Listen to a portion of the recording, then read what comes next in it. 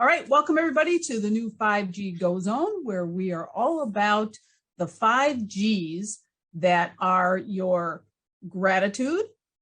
What have you got? What are you giving? What do you hope to get? And what's your growth? And we always have a hot spot, which is all about isolating one particular app or question or concern. Now, my personal gratitude today is all about being able to live in the technology world. I just think it is so amazing how in the last even 10 years, technology has helped us grow our businesses and move forward in ways that we never even thought possible. I'm very, very grateful for the technology. And what I have is knowledge of technology. That's what I've got. I have the foresight to be able to see how technology can kind of come together. My give today is to give you any wisdom to answer any questions that you might have. And what I hope to get is actually knowledge myself. I look for knowledge every and any way that I can. And I want to grow this group exponentially. And Lorenzo and I actually have a plan to reach out to a number of people who currently have apps and that they need some help. But even more importantly, I ask you to invite people in for one of three things. Either they have an app and they want to take it to the next level, they have questions, they're in the process of developing an app and they want to work on their launch, or they're using third-party apps to manage their business. They're welcome in here as well because they too need to know how to do that. So let's say they're using Mighty Network or Circle or one of those types of apps. So those are my 5Gs. Lorenzo, you want to share what your 5Gs are? Sure. Well, I am incredibly in gratitude for all kinds of things. One is that the number of companies, the number of people that I touch every day, every week, and I'm really just thankful to have the opportunity to help serve and be of service. What I've got is, as you alluded to, Nancy, I've got tons of years of experience. And what I'd like to say often is I've learned what not to do. Therefore, I can share quick tips and get us there faster. What my give is the ability to really be uniquely specific and strategic. I have started so many companies. I've done so many things. One of the things I really love helping people is giving them a way of thinking that's different than what they're either familiar with, what they're used to. So my give is strategy and techniques. What I want to get is opportunities to serve. So this is, I'm grateful and be of service. So it's really fun for me. So that's really all I want to get today. I don't have any other expectations. And also my grow opportunity, we want to grow this community. And so one of the things that I've done with Nancy and offline is I've reached out to a team of people that have 102 active users in app business. And we've gotten a green light to start marketing the 5G Go Zone for that community. And so we'll start bringing more people in there. And then last but not least, every one of my clients that has an app, I'm going to invite them into this as a monthly routine. So we haven't done that yet. Part of this is we're just launching into this 2022 timeframe, but we were going to hit it hard. And then the last thing that I want to share with Nancy and the team here and anybody listening is we will have Elevate JV Global, both a community site and court recording and classes and information and everything available in the next 30 to 45 days. And we also have the app as well, which is a brand new app release with some new features and functions that we're happy to share. So we'll do a highlight on that particular app opportunity as we go. So lots of things to share, lots of things to work on, but mostly I'm here to serve. So thank you for asking and thanks for being here, ladies. Excellent, excellent. So you know what? I would like to start with Melinda. And Tammy, ask your questions as we go, but then we'll also talk a little bit about where your app is at and how we can help you grow that app specifically. So Melinda, we would love to hear from you. We'd like you to walk through the 5Gs. So I'm just going to ask each one for you. My first question is, what are you grateful for? And make sure you unmute yourself. There you go. Yeah. So what are you grateful for? Oh gosh, grateful for, we say gratitude all the time. I'm going to back up on that one actually. Ryan and I made being grateful and gratitude part of our daily practice way back when we were both laid off at the same time. So we have always, every night before we go to bed, said what we're grateful for. So I'm grateful that I've always had that practice since the beginning, because I think it has attributed to our growth and success over the years and our resiliency to get through all the things that we continue to always be challenged with. It doesn't go away. And to just have that practice. So I'm grateful that I already had that ingrained, because I do believe it's a practice and you need to make a conscious effort to do that. So then it becomes part of your daily habits intentionally. So there you go. I would agree. And it is amazing when you start practicing gratitude, how natural it becomes and how much abundance you realize that you have, and how grateful you are for even the smallest things, and how that really grows, and how much it impacts your business. Yes. That whole attitude of gratitude just completely impacts your business. And we could do an entire conversation on that. It's really big. Right. It's a big thing. It's a big thing. And that's why that's number one for us in our 5Gs. So what have you got? Awesome. Tell us a little bit about your app. What have you got? Yeah.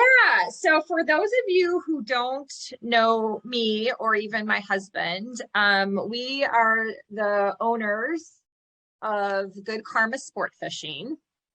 And Good Karma Sportfishing was built on zero money, just a dream, just my husband's passion to become a very successful charter boat captain, fishing guide, and my belief in him.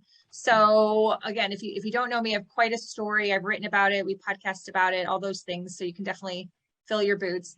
But a year and a half ago, well, gosh, almost 2 years, Nancy, right? Yeah.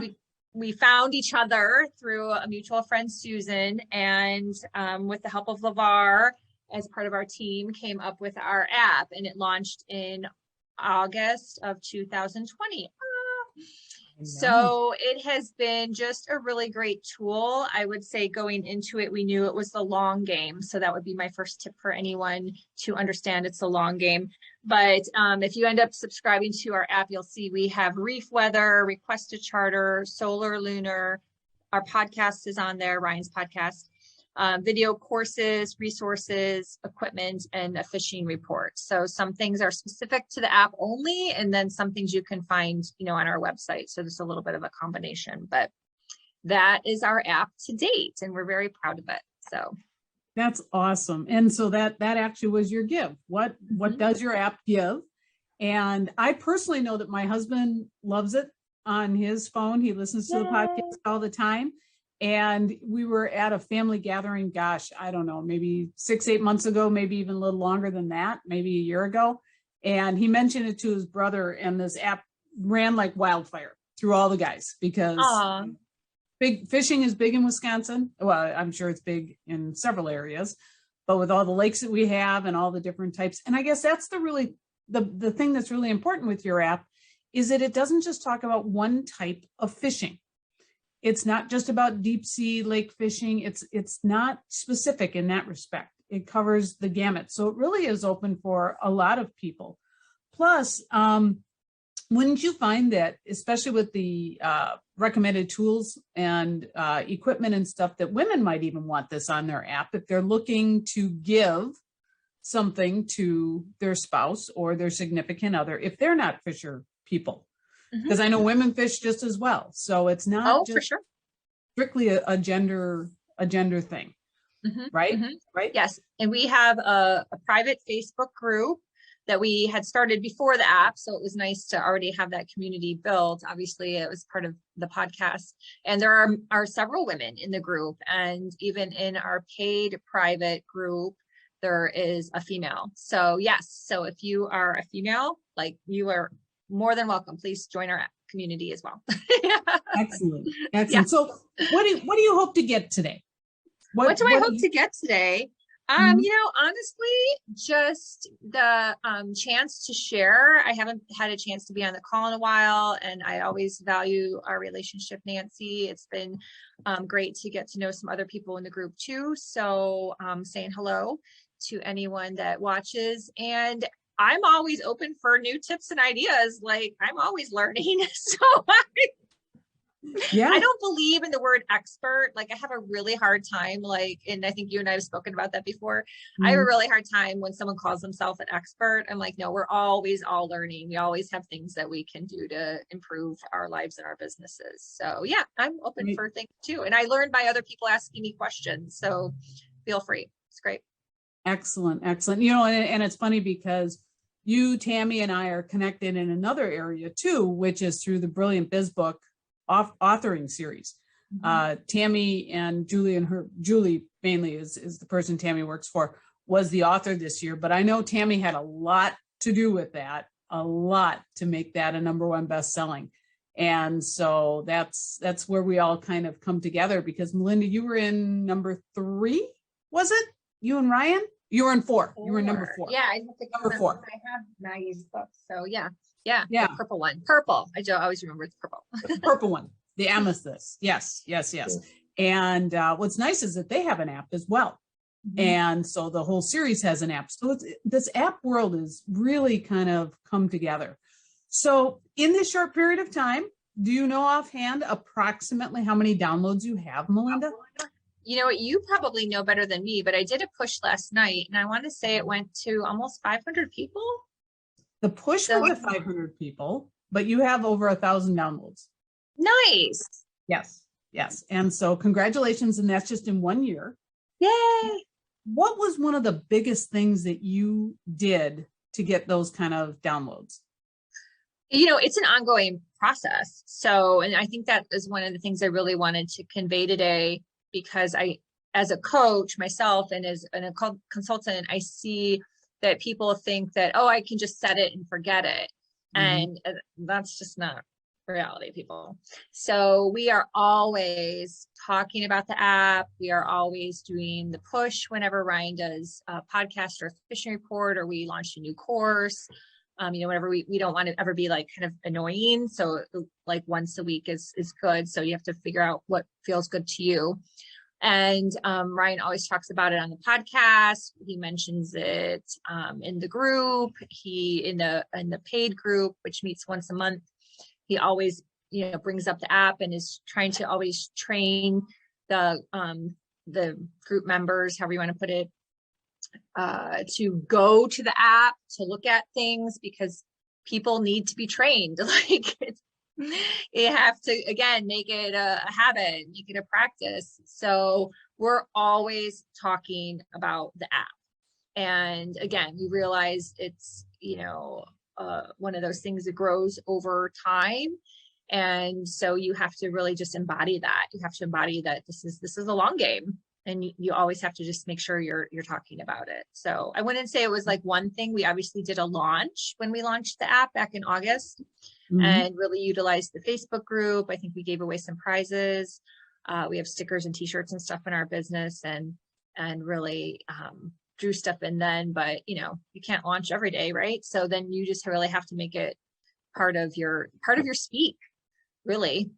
Because what's the average that people need to hear something like 26 times before they like take action or make a purchase? It used to be seven touches, but I do think you are right. It's a lot more than that now, because there's so much bombarding of noise. There's so many people trying to get your time, get your real estate on your phone, you know, to allow people in. Now, one thing I do know about your app that I really appreciate is the amount of time and way you send out your push notices, because you don't do them at any specific time. There's 2 different strategies. You could have one like the Brilliant Biz Book app sends one out every Thursday at 10 o'clock Central Time, but that's because they just posted a new podcast. And so that's their way. But the other way is to randomly set them out, and not too much. So you have no particular pattern. I've noticed that. And that keeps it fresh to me.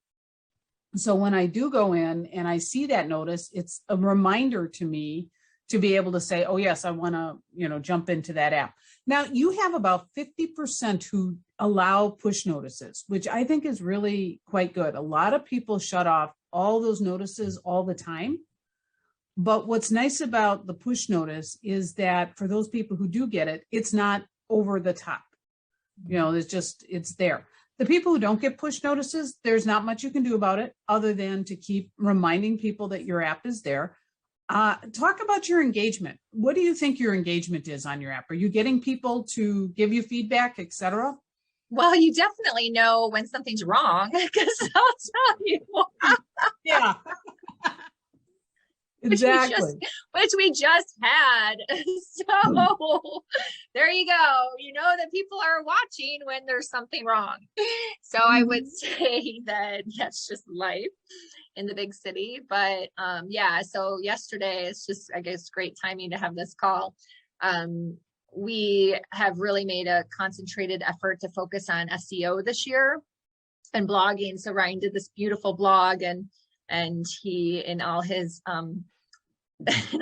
Ryanness, clicked the wrong button in WordPress, so it jacked up the podcast. So then I didn't know this. I did the push last night. So then all these people were like, "Your podcast isn't playing, right?" You know. So yeah. So I guess we have some good engagement. So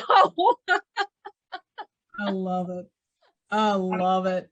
But yeah, and you're right. When something goes wrong, people will speak up. When everything's going right, they're just listening. They're just purchasing, doing the courses, whatever it needs. And you are able to keep your app fresh by having these different content pieces. Yeah. I think that's really important. Yeah, it is. It is. I believe you can also link your blog to the app if you want. And we've talked about that. So that is Ryan. We talked about it last week because, we adore LeVar, nothing wrong. But we're like anything. And we feel this way too about, Brandon with the website is like anything we can figure out and learn. Like we want to be able to do that. So Ryan was like, I think I can just figure out how to add the blog to the app by himself. So we just haven't gotten there because there's only one major blog. I mean, these blogs are like major SEO driven blogs. So, exactly. So yeah. So, and then the podcast tying into that. So there's a whole strategy with using these tools together. So, but anywho, yes, I'm with you. Yeah. And just to kind of send you in the right path, adding your blog to your podcast or to your app is just like adding your podcast. It's a URL link. It's an RSS feed link. It's just a matter of having that piece on there. Right, onto the screen. Yeah. Obviously, to reach out to us if you need a little bit of help to do it, but that's not a complicated one. And it's a very, very good one because all roads lead back then to the app, especially if you're mentioning it in your blog. And it allows people to be very focused on your app instead of them necessarily trying to search you on the web just to read the blog. If they've got it right there, you can see, and then they can start to read the other blogs as well. So it's just a matter of linking. And that's the beauty of this, is that when you do this, just like you're doing with your podcast and you're linking, you don't have to post your blog in 5 different places to get it seen where you want it to see. You post it on your website, it links into your app.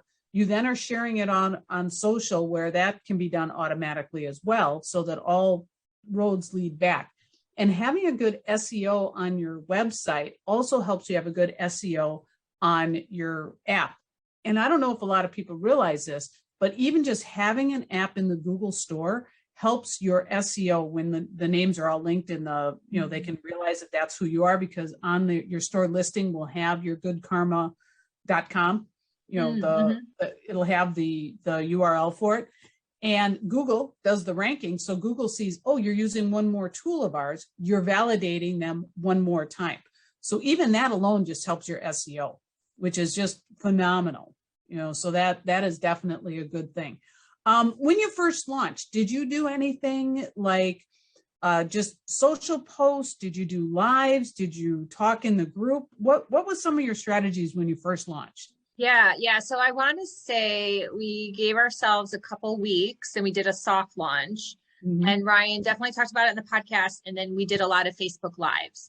So back then, because the landscape has changed so drastically, Facebook Lives were still kind of a thing. Like people had time for them. And plus it was during COVID too. So we did probably once a week a Facebook Live for about 3 weeks. And then we did a Google Doc survey where we asked for, what would you like to see? So we had a lot of engagement at that level, being a year and a half ago. Now I don't know, because I do believe the ocean has changed as far Right. as so much content out there and people in their time. But back then it did work. So we did give, we had some drawings, and we had really like a little launch party in a way. I think we did. We had like a launch party Facebook Live. So we did utilize podcasts and Facebook. Well, and you're right, the real estate has changed somewhat. You can do pre-recorded videos now, short videos, turn them into ads. There are ways to keep the social engagement. But let's talk about your current clients. And actually, I'm going to have Lorenzo kick in here for just a second. It sounds like you did a contest. Lorenzo, what's the power of a contest in getting your app to be shared? Well, there's lots of things to consider. I guess I do have some core questions, but let me just kind of do a little explainer conversation for a second. So there's three ways to really grow your app from my perspective, quickly and effectively. Certainly one is a contest that gives that has some sort of giveaway or creates awareness and that people can share. By having a contest and the ability for them to share, then there's again the value in your existing community saying, hey, we love this, let me share something because there's a contest, and talk about that, right? Even if it's something around how to create a fishing contest, a course, a class around something like that. The other major area to grow your business is through the concept of a quiz. And the reason that I say that is because a quiz can actually, with the right technology, can actually drive people into your app, drive people to downloads, and drive people to how can we serve them. So one of the things that I would recommend today, Melinda, is as we were talking, you can do a relaunch, but basically a relaunch through a quiz. And a quiz is basically, how can we serve you, right? And be based on your, and I don't know your website and I don't know your app details, but I know that generically there's at least 3 or 4 different places that with the right question placed on your website with a quiz button says, hey, what's your most interesting area of fishing? What's the most interesting area of the way we could serve you? Literally, you're asking them to tell you how you can serve them. Having those answers sort of pre-prepared will then drive them to your website, which then drives them to creating more value for you. And then maybe even driving them to a particular part of your app. Say, hey, download the app. This is in our app in this particular podcast, right? So if you start to repurpose your information, you can do that through a quiz on your website. That's sort of option number 2, just again, create general conversation. The third thing is through JV partnerships, and that is the ability to find people that are in your space that love your business, love your industry, and that are willing to refer you. And this, in case, is in exchange for one of 2 things: either exchange for sharing your mailing list or sharing the referrals that come into you, or sharing revenue. Like if you say, hey, look, you know what, we're trying to expand our audience, expand our app community, because it sounds like you have community, sounds like you have courses, then a JV partnership launch would be, how do we create relationships where we could do revenue share as a part of our business? Because that's a huge way to get leverage right away, early on, depending on what you have, right? Again, there's some open questions here, but that's a third way. And then a fourth way, and actually, interestingly enough, one of my clients has unique lists that you can be purchased on a global basis, a national basis, or US and Canada. And that's a niche around specialties. And so another area would be kind of fun is introduce you to somebody in collaboration that already has a list opportunity that you might either use or leverage for marketing purposes, or vice versa. You actually might use them to say, hey, we want to create a list about sports fishing or fishing in general, and collaborate on creating a list of communities, fishing spots, something maybe specific to what you guys do today. So there's just so many different ways to take your current situation and expand it, extend it. And so those are things I would be talking about. But all of those can have leverage points, and really is what you need is other eyes, ears, and voices speaking on your behalf. So that's just a couple of quick snippets around things I would be thinking about, I would be talking to you about.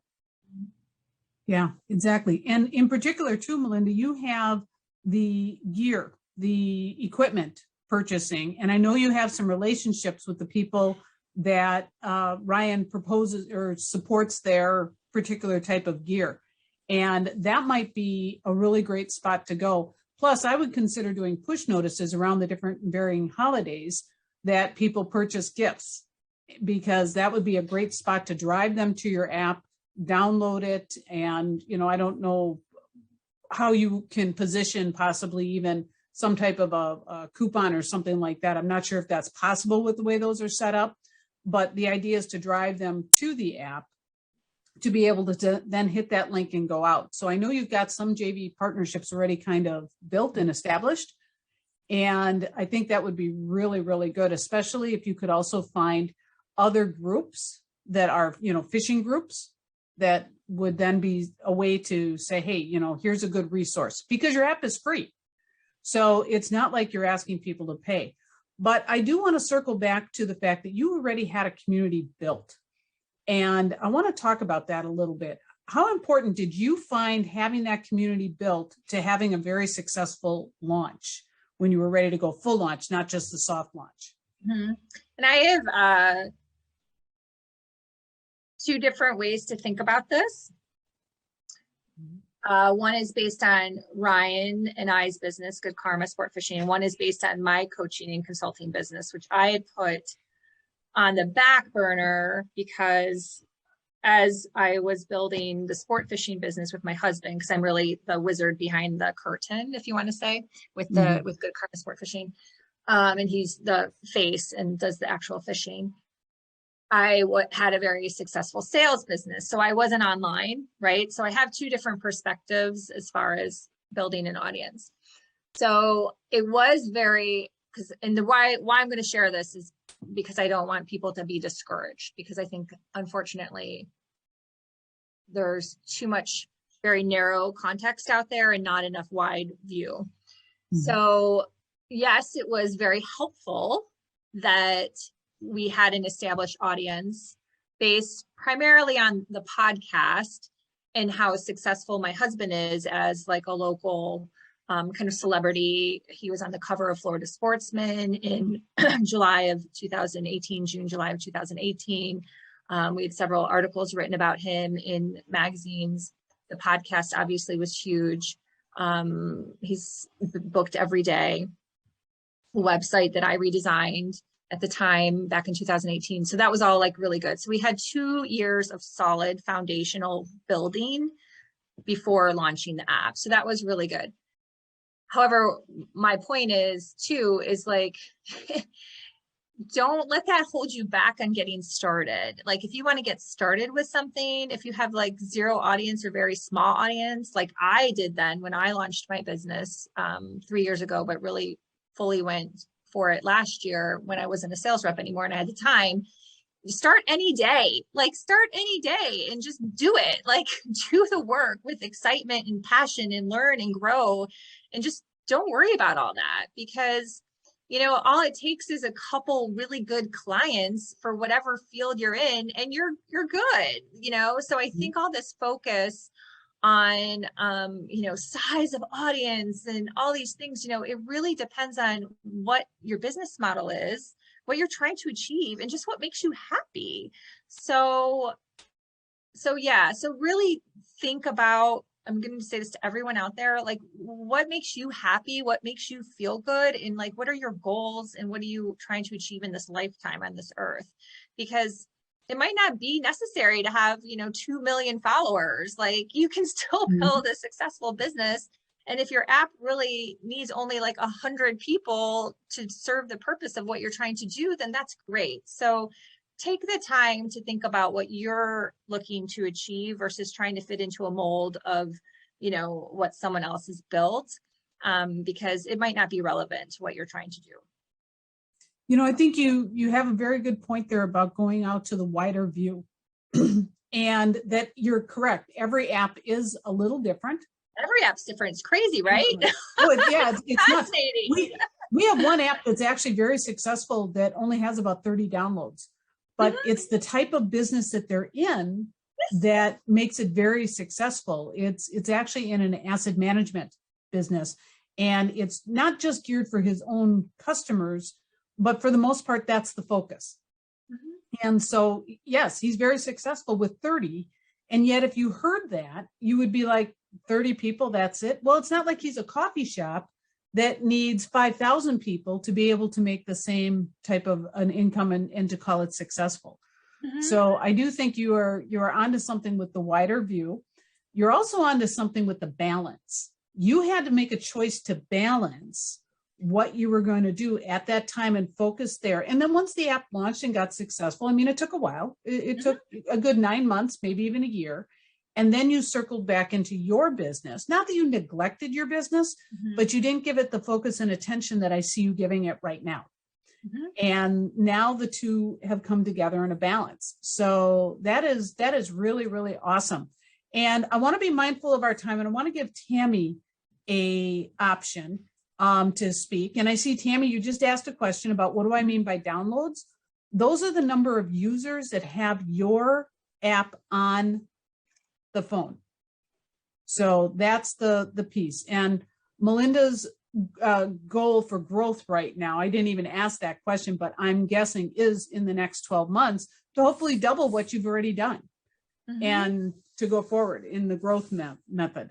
So that was your last. As long as we're seeing growth, like as long as we're just always like 1%, you know, like it just compounds. And, you know, I just challenge people not to focus so much on that. Just do the work and be happy and do the work. And then all of a sudden you'll be like, holy shit, 2 years later, you're like, oh my gosh, I can't believe this. So but you have to do the work. So. Exactly. So Tammy, jump in a little bit. How is your app going? What is it that we can help you with today? I feel like even though we've had ours for a while, it's really not taken off because we haven't had an opportunity to really work on it. Unfortunately, we've had a lot of turnover in our Racine office. So Luke has been focusing more on helping out with the front desk and all that stuff. So he hasn't been able to help out a lot with this because we're kind of tag teaming on the types of marketing that we're each working on. So he got the lucky task of working on the app. So, and he's been really good at making updates and stuff like that when I've requested it. But as far as like the actual promoting it and stuff like that, he hasn't had the opportunity, and I haven't either. But I think we've finally just got someone that I think can help out more in the office. So he should be able to focus more on marketing and the app and everything after tax season is over. So, and we've got a nice new space set up there. So when I come into town, we can work together in one quiet space. And I think it should start taking off more now once we're through April. So excellent. But, I guess my question would be what would be for like our type of industry, what would be the best way to try to get the word out there and just try to get more downloads? Because I think we have very few, and I think a majority of them are staff members. Well, my first question to you would be, Tammy, is how are you leveraging your app with your current clients? And then how can you leverage the app for, again, additional clients? Right. So one of the things about an app or in general, the marketplace is people need and want more information as long as it's clean, clear, crisp, and available. And so, you know, in the app business, the common thread amongst all app owners is you're sharing some kind of information or some sort of value. And so what I would be, and I basically, by the way, I'm a recovering accountant. I have a degree in accounting and master's of business. So I started out as a controller. So here I am now fishing with Melinda and her husband. Because, by the way, did you notice it just random? I'm in a fishing background. I got a fishing shirt and I'm in purple. Like, well, you couldn't have asked for a better, hitman here talking about fishing, because I'm wearing all those things right now. And for the record, Melinda, Lorenzo didn't know your app or why you were coming. Yes. This is spirit working in a weird sort of way. For those of you who believe in things happening, I had no effing idea. Oh, that was not a slip. Sorry. So anyway, let's go back to Tammy. We gotta have some fun here.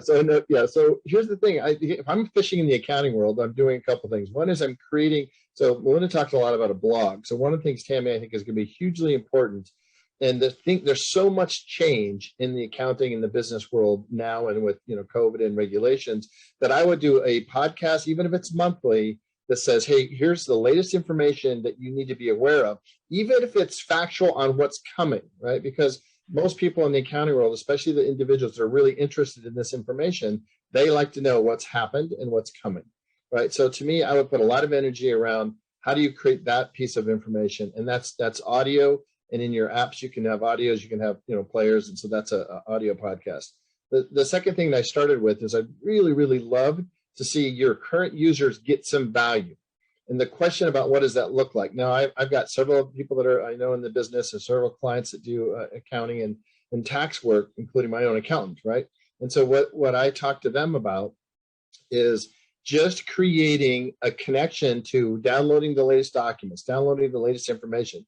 So because the government and the websites today have all these different forms and all these different tools, I would make your app a repository for that information on again, and I like seasonal, what Nancy was saying, on a seasonal basis. So in the the beginning of the year, you guys send out tax bulletins, right? You send out information like, get ready, here's the things you need to do. I would start driving people into your app and saying, if you download this and make it available, then you can get an appointment or you can get something. So create a little gamey / a little bit of value proposition and downloading the app so they get something different by having themselves mobile, right? And again, I don't know enough about your business and your clients or your audience, but these things all do work regularly. And then the other thing is and I love what Melinda did, is you've got to get into the push notification business.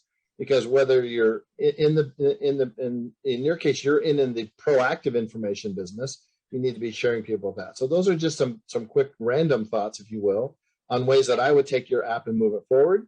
And then that's the existing base. Then I would go out and offer consultation. So one of the things that is a win for almost every business is some sort of 15-minute consultation around how to do better tax benefits or tax tips, or are you paying the government too much money? And again, I don't know whether your accountancy is conservative or more aggressive, but at the end of the day, people don't like to pay taxes if they don't have to. So tax tips around that would be really helpful. Like Melinda's going to go, I don't know what I can write off in this fishing business, but I'm sure like to know. And so for me, even niche that, Tammy, with your area of expertise. Like equine is my tax accountant started out in the horse and business and the equine business, where he provides specific benefits to them. So you might have a niche that you're really good at, and just start there to create the rhythm. And I'll stop in a second, to create the rhythm of sharing information.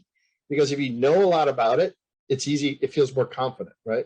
And what Melinda's been talking about with her progress, she's doing because she's confident, she's in gratitude, but she just knows their material because they knows fishing, right? Her husband knows fishing. So just find that little niche that creates that rhythm, that the techniques you have start to create. And then the big enchilada tip here, the pro tip is then rinse and repeat. Do it over and over again. So whatever you find that works, just keep doing it over and over again, and then expand, and maybe even expand to people inside of your audience in your office. Say, this office does this work, and this, and I have an author. It's almost like, like Cammie's Corner. Like I'm going to talk about this. So lots of information I shared there, and I'm doing it primarily for you and for the audience listening. Is there's just lots of ways to think differently about taking your core content and repurposing it and making it available more proactively. So Nancy, I'll turn it back to you as far as other thoughts around that. Yeah, I agree with everything that you've said. And Tammy, you're doing a lot of positive things. First of all, you can upload documents right from your app. And I think that's critical, that you start to get your existing clients to know that that's how they can upload their documents. I realize they can also do it from their desktop, but case in point, today I had to submit a form and it needed a copy of my driver's license and a copy of my social security card. Not a big deal, but I was doing it from my tablet. And so instead of me trying to scan them in, then go to my desktop, then retrieve the form again, etc., it gave me an option just to snap a picture and scan it with my phone and upload it. So, or in this case, it was my tablet, but the phone would have been the exact same way. So right. You've made it convenient. The other thing that you've done, and you can set this up so simply, you have listed the calendar when things are due, when taxes are due, when quarterlies are due, when is the last day for this and that. You could set those all up as push notices. So that you could do. You could set them up as push notices and be able to, there we go, there's Janae. And so then you could set them up as a push notice to remind people that they're coming. Because isn't there one that's coming like next week, the 15th? Isn't that a business tax day is the 15th, right, of March? Correct. Yep. Yeah. Yep. So how many business people actually realize that, especially if it's their first year of taxes?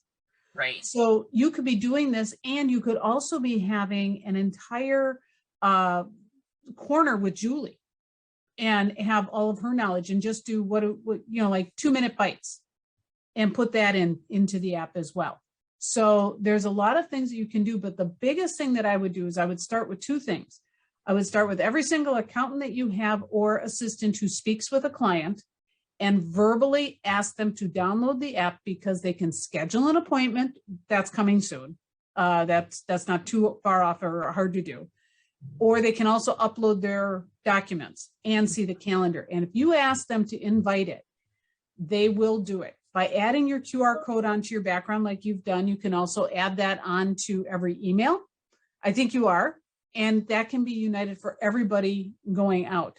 And then also, as you're building your email list of your existing clients, start sending out the invite, especially when it comes time to tax season. But that's the other thing that's really important. You are not just about tax season. That's not who you are. So you need to keep that type of engagement. Now, you brought up a very good point. You've had the app now for a couple of years, and it hasn't really grown. That doesn't mean that you abandon it. You can do a launch anytime.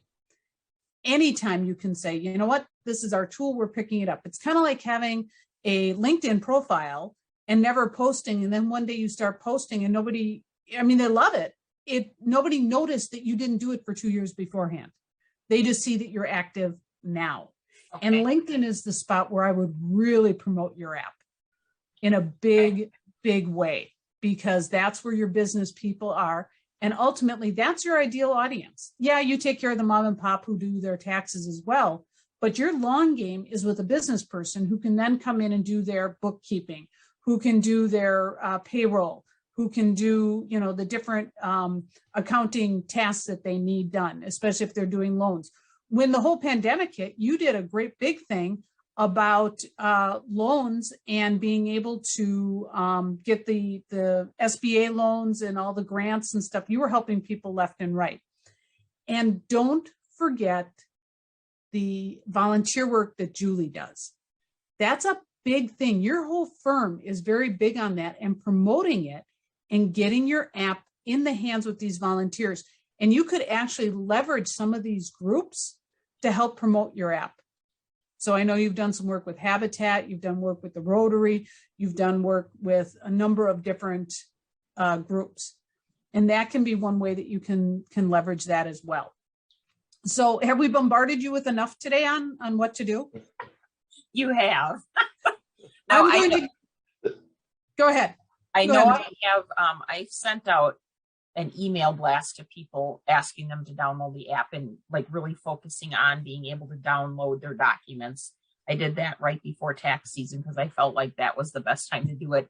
And then I also reached out to our staff and provided them with the QR code and the one link and asked them to do it as they were speaking with their clients and preparing them. And as they started getting phone calls with, because we'll usually have clients ask what they need to bring in, even though we send them a checklist every year. Mm-hmm. But so they have a lot more contact with the clients. So I've asked them to do it. Whether or not they've done it, I'm not sure. I think a lot of them think they're so busy that they don't stop to do that kind of stuff. I can appreciate that. Yeah. I mean, it's super busy and we are getting a lot of new clients. So that's a good thing. Good. That's your end game, right? Oh my gosh. Yeah. Yeah. Do you, real quick, do you send anything through the mail, like postcards or a letter? We have not. Aside from the organizers, which helps them gather their documents to complete their taxes. Yeah. Have you ever explored it? a postcard or alternating between a postcard and a letter, like every other month or once a month? We have not done that yet. I'm just thinking as a consumer, and there are just way too many emails out there in general. So it's easy to do. So it's not like you should abandon it. We did abandon the newsletter for the fishing. We did, long story, but it was fine that we did, and it hasn't hurt our business at all. But if I were in your lane, I would look at postcards. Hey, we just added this feature. Did you know our app can do this? You know, and then just have, because if I was a busy person who wanted your service, I might not read the email, but if it's sitting on my counter, I'd be like, oh wow, okay, cool. Like, it's just a different way of like thinking and reading. And mail the old fashioned way cuts through. I'm sorry, it does. Yeah. So, I guess, yeah, that makes sense because so much is electronic these days. I hardly ever get any mail in my regular mailbox. and it's So exciting to get mail. You're like, oh my God, look at this beautiful postcard. You know, Right. it's different than, Yeah. another email blast. I don't have time for that. Delete. Right. So Yeah. so just something to consider. It's not, very thank expensive you. or hard to do that. So Yep. And the one thing that I would highly recommend is do one thing. And then in a week or so, pick another thing, Okay. etc. So we'll check your analytics to see how your downloads are coming along. I haven't looked, so I will do that and let you know, especially since you've done the blast. Let's see how they've progressed Okay. and if you've gotten some activity. I do believe that you have gotten some off of those. Now, just because you did it once does not mean that's the last time you do it.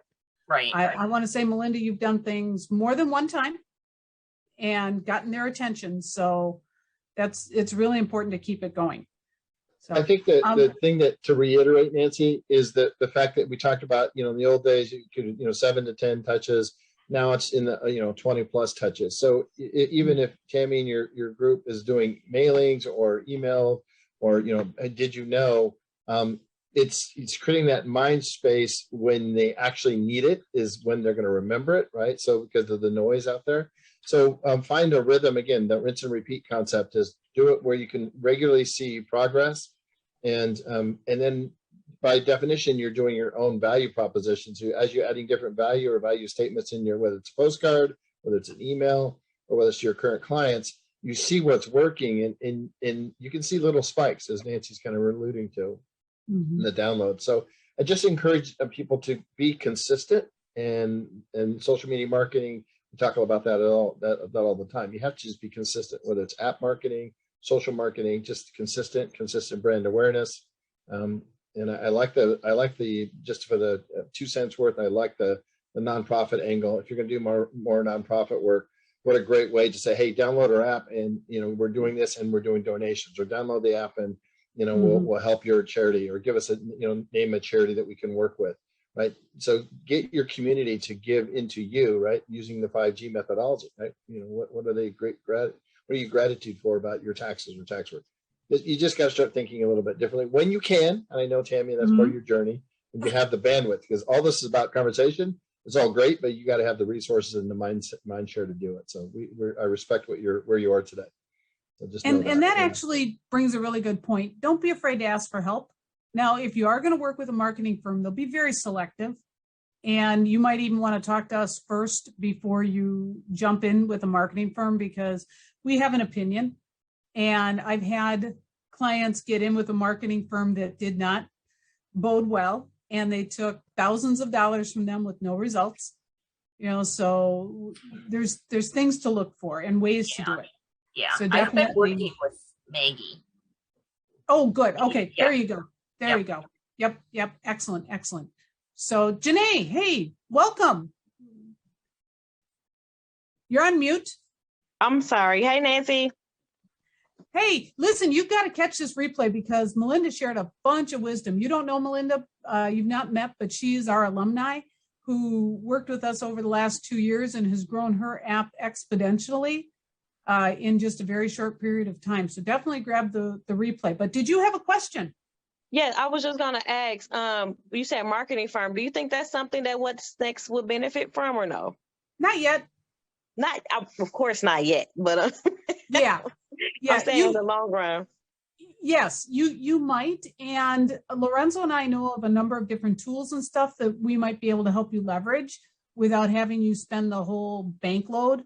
I joke not when I tell you that this client was spending over $1,500 a month to launch a brand new business, and that just was not economical nor wise.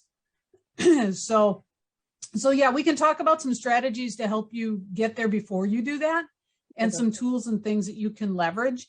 If anybody has not looked yet, but on AppSumo regularly, they're coming up with AI generators to help you generate blogs. I would scope them out and check them out, because if you're new to blogging, it's something that will help you go to the next level. The beauty of an AI builder with a blog is that it gives you the base. You still need to read it. You still need to change it into your words. It cannot just be automatic, let it write, let it print. You still got to read through it and make sure that it's something that would be said the way that you would say it. So, but anyway, I know we're coming up close to the top of the hour. Does anybody have any last words or questions or anything else that they want to share before we part ways today? Are we good? Anything last minute, Lorenzo? Just that I would say that, I'm sorry, I didn't remember the name of the person last spoke. Janae? Janae, yeah, Janae, you need a hotspot. There's a fisherman. Yes. You need a hotspot. So you need to, put yourself on the line here, and we'll help you out, give you some tips and tricks. Yep. Okay, yep. I definitely want to. I've been trying to wait till we were close to being finished, and Nancy knows that it's a struggle right now. So yes, it definitely is. But no, Janae, keep coming in here. This is what it's all about, and we'll help you build your strategy. And you and I will have a see offline as well. So wonderful, wonderful. Well, Ryan, I just want to thank Melinda and her husband for the work that they've done over the last couple of years. And I would actually ask you also to share your tips and tricks around your community and what worked and what didn't work, because that's one of the things that we would love to hear from you again. What worked and what didn't work in your process of building out, right? What price points, all those things that seem to stick. I'd love to hear those things the next time we chat. Yeah.